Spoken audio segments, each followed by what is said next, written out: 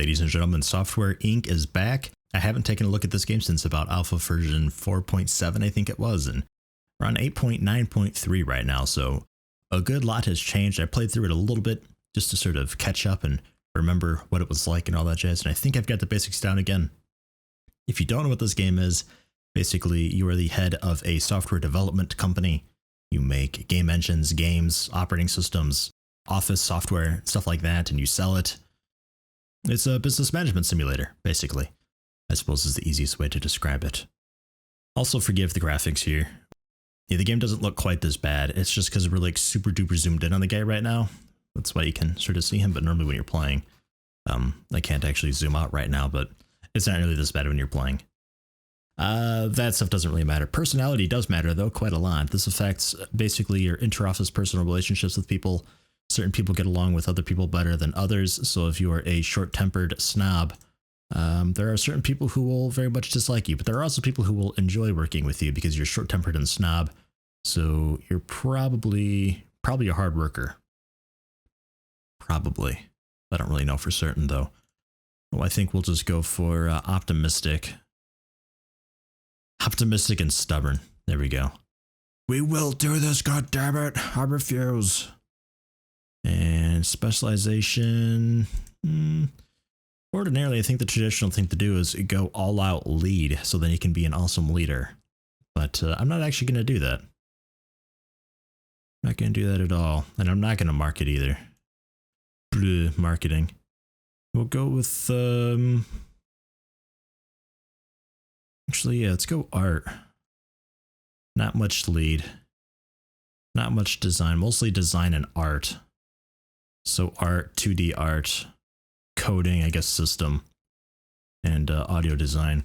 So what I'm hoping we can do here is like a really sweet audio software or something like that, maybe to get us started. We'll see.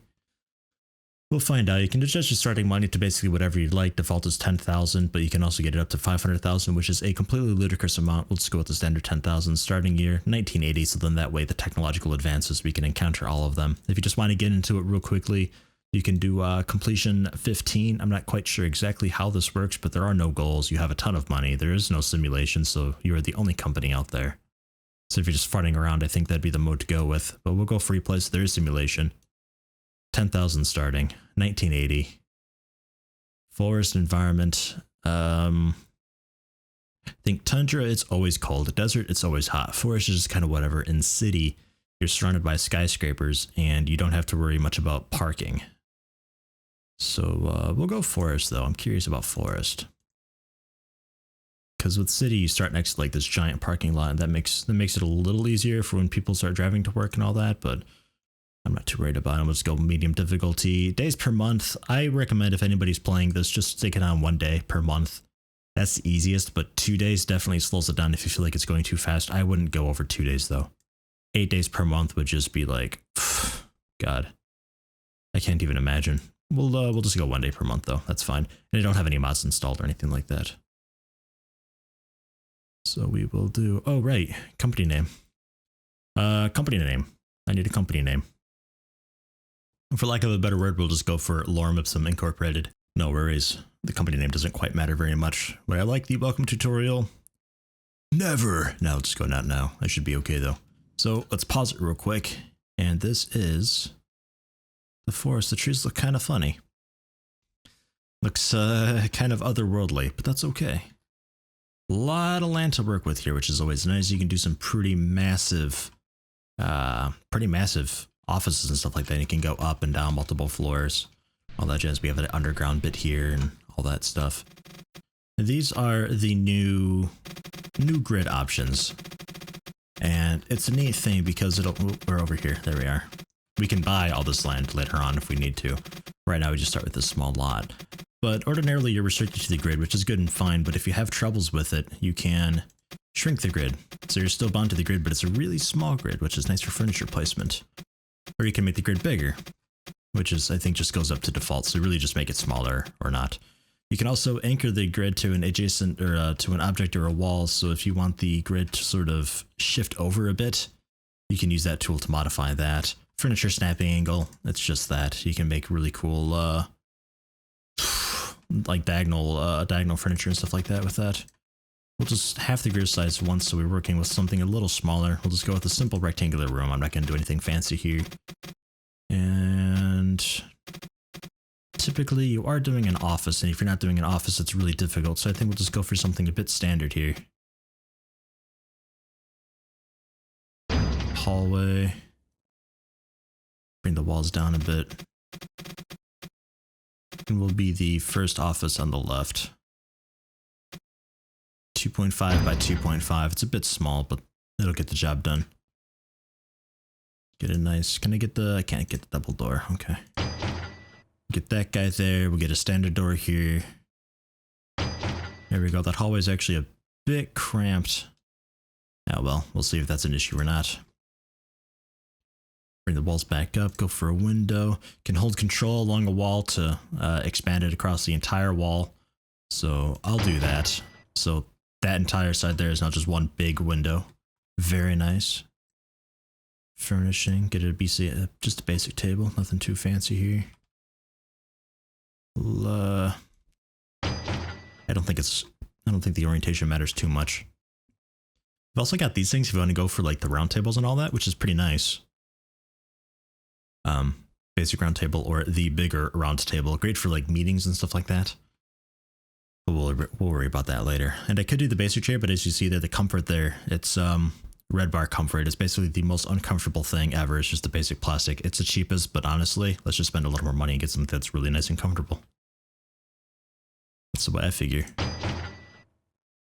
So we have here a little office, and I advanced time a little bit, so my guys actually showed up. It looks like his shirt is just in tatters, which is really funny to me, just because of the way his model pops through the clothes. But that's okay. It's a basic office. We got a standing lamp there. It takes up quite a lot of space. I could have done the overhead lamps, but they don't provide much lighting, and some of them look a bit ugly, but the floor lamp is sort of the best of all worlds, so I'm okay with it. We've got there the little clock that improves productivity, a little bit of decoration for a little bit of mood boost. We got a heater there in case it gets a little too cold. And we got a vent here which pulls air from the other side of the wall in case it gets a little hot. So we got a good way to balance the temperature there. And we got here our just basic computer, basic desk, and decent chair. The most basic chair is actually like really bad for comfort.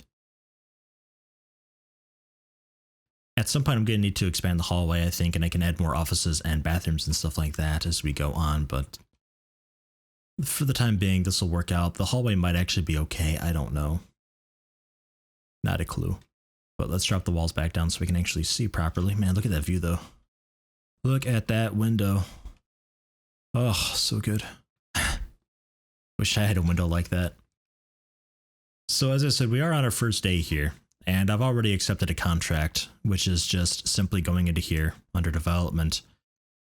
A lot of contracts are open at the start, and as you start finishing them up, there's going to be less and less as time goes on to try to encourage you to start making your own software, but I don't really have the time, money, or experience to work on software quite yet.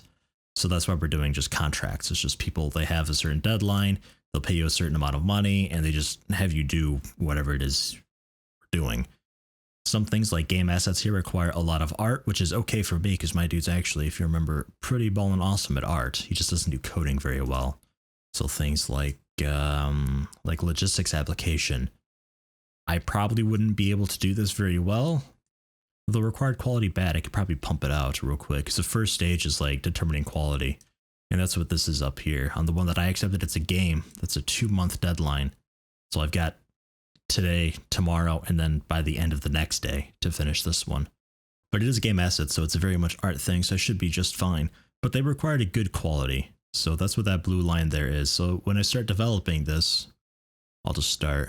Has no redeeming features, it cannot be promoted to development. Oh, right, whoops, sorry. Advanced time, aha!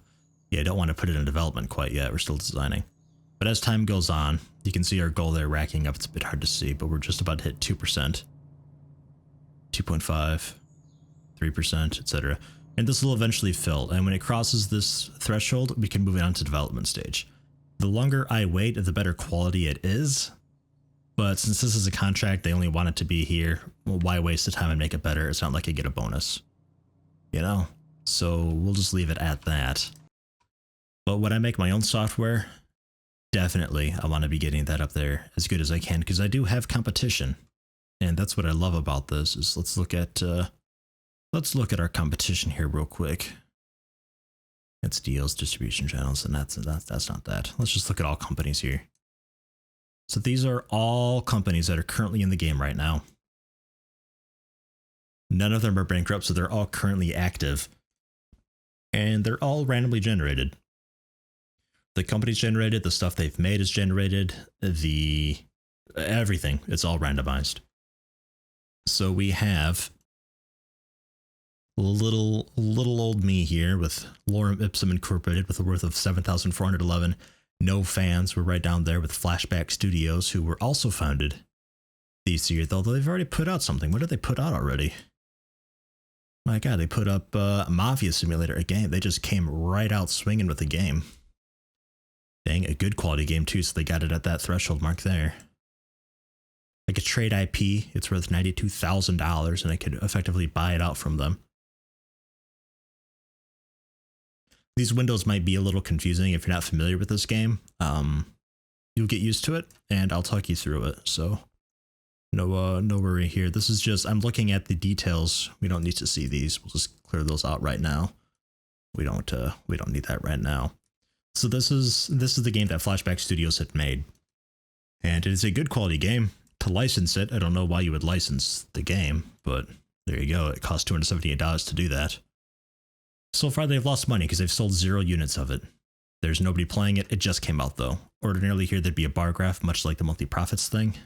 Well, that doesn't really do it either. With the green and red blocks usually here, and you can see just like how many sales there are. It's usually a fairly exponential decline after day 1. But because it was just released, it hasn't even had a full day. It is available on the OS 5 and FrameBlinds 4. Those are both different operating systems. It requires the game engine, which is Rendered 2D Engine 11 by Slide Interactive. God, what is that? Nobody uses that. Man, they've sold 43,000 units of it, but nobody's actively using it. So that is an old engine then.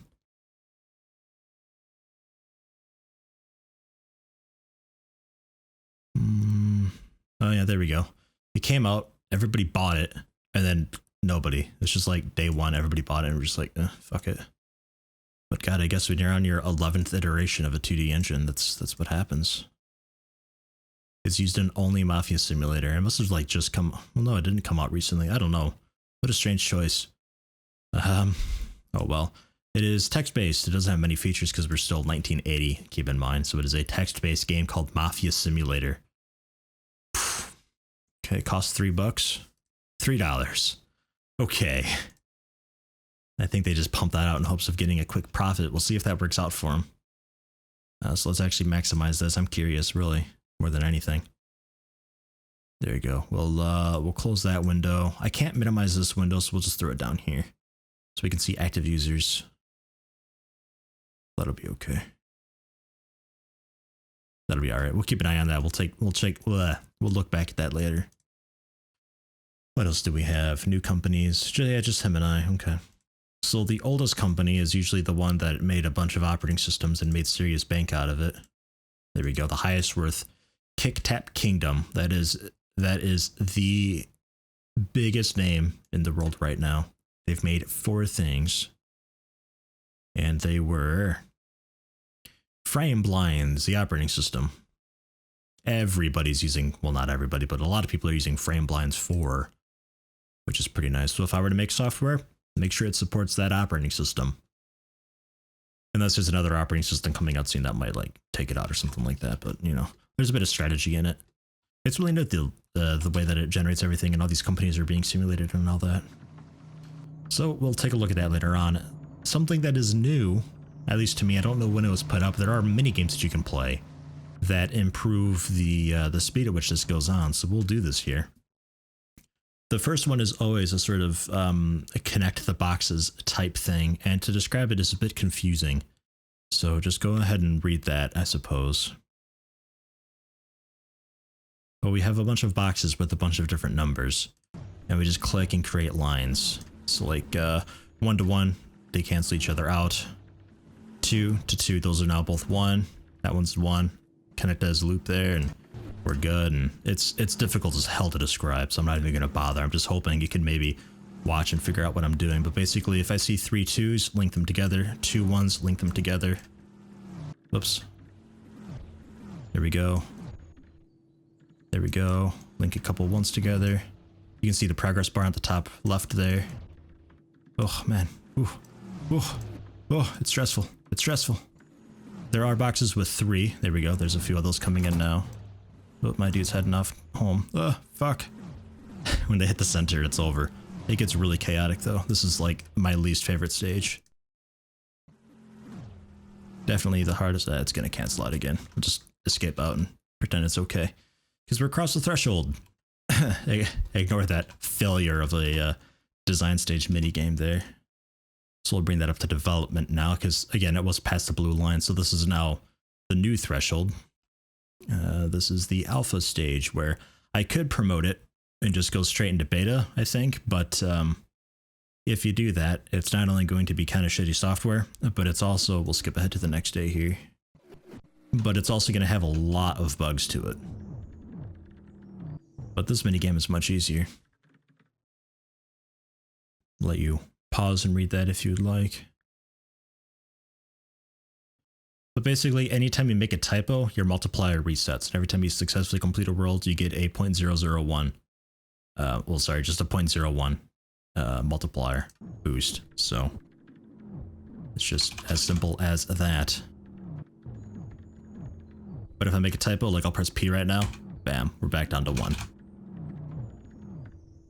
It doesn't do, oh god.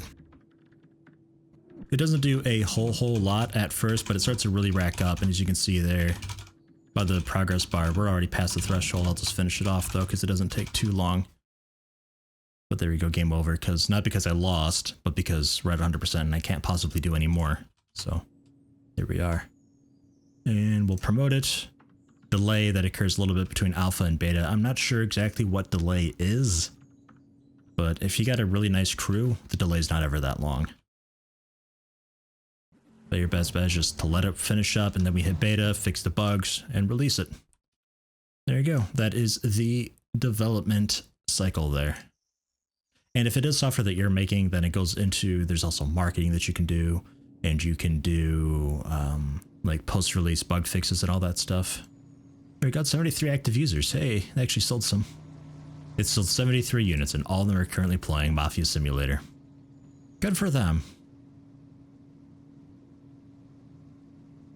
So ordinarily, we'll just do a few more contracts here. What's the biggest income ones that we got here? Some more game assets? Fine. Art is what I do. I'll pop into the minigame because I got nothing else to do here. Oh, he's heading home. Should be noted, as you can probably tell, time is sped up on ×2 speed here. There, we'll do a couple of those. There we go. And then, fuck, didn't have enough time. The 3s get involved, it gets really tough. I gotta put you down to 1. There we go. They only go away when they're all 0. Those 3s are really brutal to mess with sometimes. There we go. Just have it branch out and touch all the others, I suppose, is the best way to do it. There we go. Ah, shit. There we are. Oh, man. It's like my dude went home, so I'm just like sitting here like busting my ass trying to get this project finished up. Ugh. That's what it feels like, at least. You two can connect. There we go. Getting it. Okay, that's a better way to do that. Just have it branch out and touch things. There we go. Okay, I got it. We're doing, oh shit, I messed that up. We're doing it. We're doing it. Oh, get that bar up there. We're almost there. We're almost there. This is definitely what programming's like, by the way. Oh man, he finally came back. I've been here all night busting my ass, man. Get this shit done. Getting flooded. The software's going down. Shit. Okay, well, we did it. I think we got it there at the last second. Okay, now we're in alpha. We'll do this quick typing game here. Break. Public. Break. Break it again.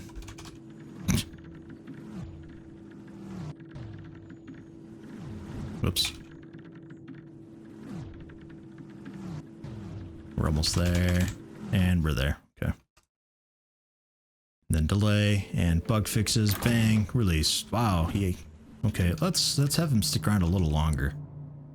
No, we're actually can't actually do much longer. He's already 8 to 8 working 12 hours.